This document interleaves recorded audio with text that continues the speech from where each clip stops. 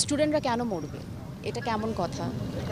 আমরা এটা মেনে নিতে পারি না। আজকে আমরা মেনে নিতে পারছি না দেখে আজকে আমরা এখানে দাঁড়িয়েছি। এবং একটা কথা বলতে চাই যে আপনারা যারাই আমাকে শুনছেন না কেন এই মুহূর্তে, স্টুডেন্টদেরকে বুঝিয়ে বলুন, মেরে না।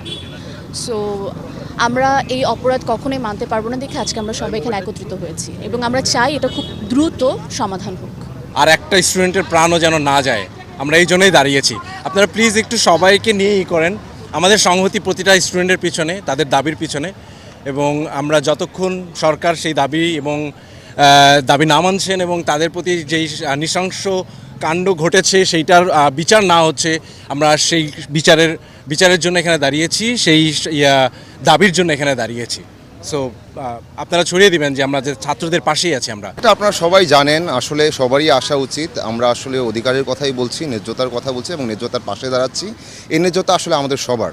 তো আজকে দেশের যে অবস্থা, এটা খুবই হতাশার, খুবই লজ্জাজনক এবং খুবই কষ্টের।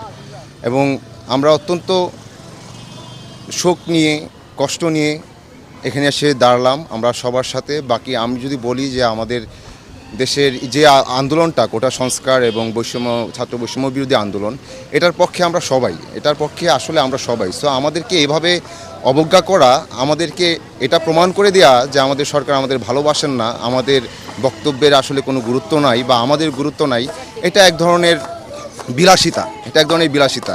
সো আসলে সংলাপের কোনো বিকল্প নাই, এখনও সুযোগ আছে। এখনও যদি ছাত্রদের সাথে বসা যায়, তারা যদি তাদের যে দাবি দাবা সেটা এক কথাই মেনে নেওয়া উচিত।